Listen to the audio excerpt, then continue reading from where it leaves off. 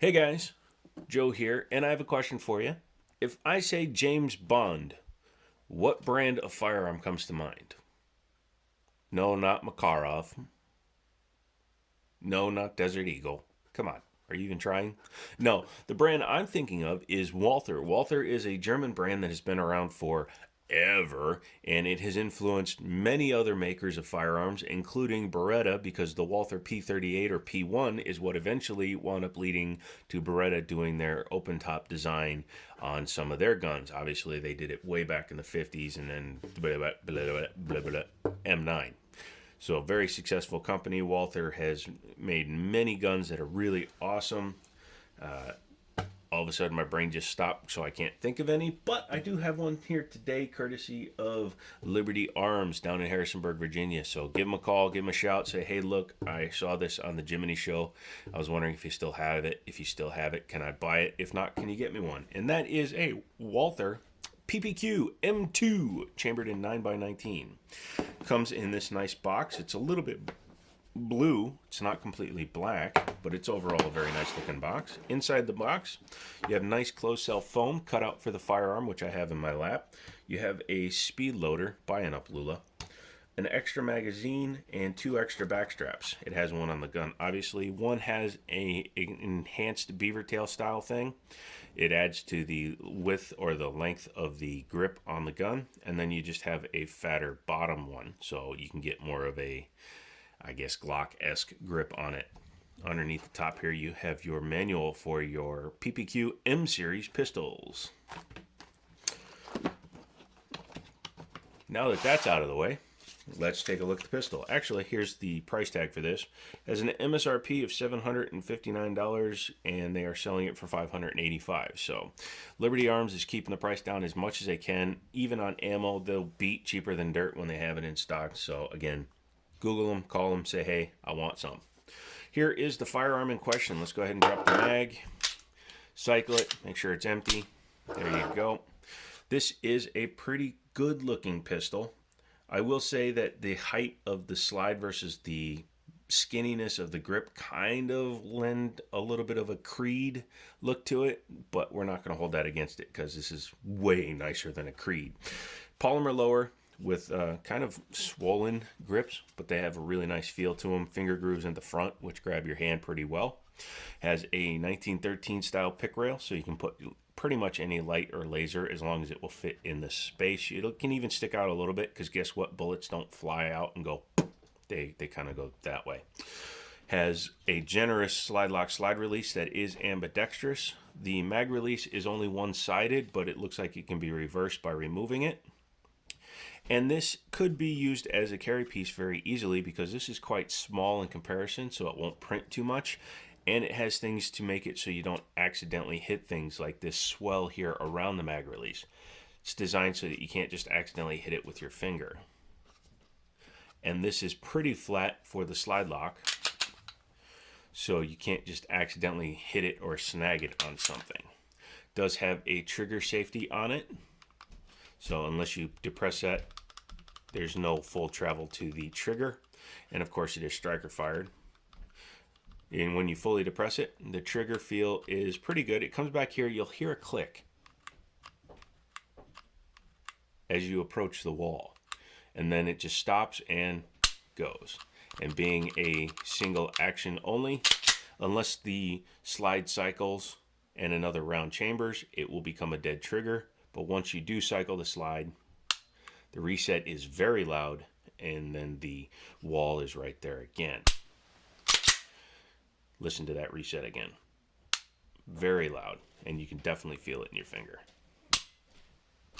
Slide has front and rear slide serrations. However, their banner goes through one side of the front slide cut, so it's a little bit slick, but it's not a heavy spring, so you can actually manipulate it, even though that's a little compromised.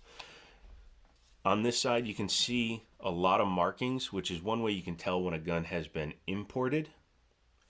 You can see that it has two separate markings on here. It was built in Germany, and it was brought in through Arizona or Arkansas. Wow, somebody doesn't know what the heck he's talking about. I'm old. That's not an excuse for illiteracy and idiocy. Here on the slide, you'll see that it has a lot of markings for proof markings, as well as the serial number is here, as well as on the slide itself and the barrel. So that's how you can tell when a gun is made for a market other than the United States, because the United States, as far as I know, is the only country that doesn't serialize the barrel and the slide. It can be an issue for some people, but not really, because you hear the argument, oh, how do you trace a firearm? Well, yeah, if you have a spent shell and the bullet, you can track the striations back to this barrel if you have it in a database. The United States does not have a database set up like that, so they cannot track this firearm at all unless this gun has been previously used and recorded. So, sorry about that little aside. Sights are a 3-dot arrangement, pretty easy to pick up. They're not night sights or anything, but they are adjustable for windage in the rear. Looks like it's screwed in from inside the slide. We'll take a look when we take it apart. I do like that it is flat topped with some anti-glare cuts in the top. I have a studio light right there. You can see how much light it's throwing up there, but when you actually put the gun into acquisition level, you'll see that there's less of a glare. Yeah, overall, it's a pretty nice feeling. It has a little bit of an undercut in order to allow people with full-size hands to get their fingers in there. Magazine is a 15+1, which is very standard because it's going to compete directly with, say, a Glock 19. Drop-free mags, flat base pads, and you get 2 of these guys. So let's go ahead and disassemble it. All you got to do is bring your slide back, make sure there's nothing in it.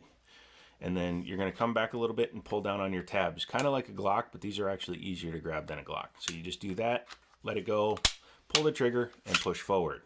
Once you do that, the gun will come apart. So just like a Glock. Your recoil spring is captive, or your guide rod recoil spring combo. That's nice to see. It feels like it's a plastic guide rod, so if it was my gun, I would probably invest in a steel one of these. I know there's companies that make aftermarket versions. To take the barrel out, you just flip it over and push down, and there's your barrel. Looks just like a Glock style barrel. Has your Browning style tilting lock-up action, and it locks up on the front here with the front of the chamber or the ejection port. Looking at the inside of the slide, I always do that. It does have a drop safety right there, and there's your reset for the striker, and yeah, your front sight looks like it's actually clipped in, but I'm sure there's aftermarket sights available for it. The PPQ line is a very popular line of pistols. Overall finishing is very nice inside. Can't see any defects or anything obvious with it.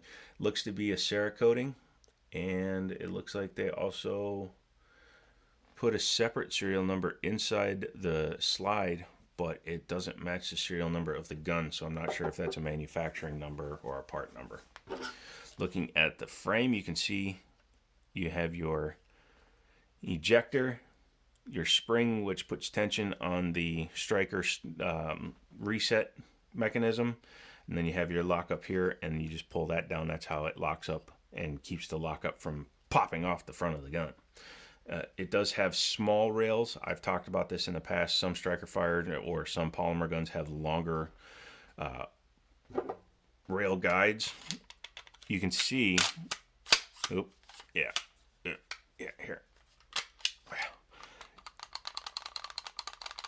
You can hear that when it's on there, there's more play in that situation because these smaller rails. At least they're metal, so it will aid to the longevity of the pistol, but I prefer a little bit longer length, and there's no reason they couldn't have put it on there. There's literally no reason, because this plastic rail is that long.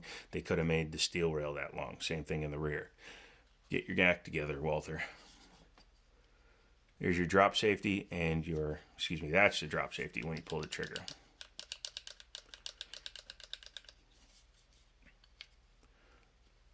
And this is double-sided, so it doesn't just have a little itty-bitty piece of steel that wraps around and activates it. It's actually truly an ambidextrous release. Not bad. It's plastic, of course, so what do you want me to say about it?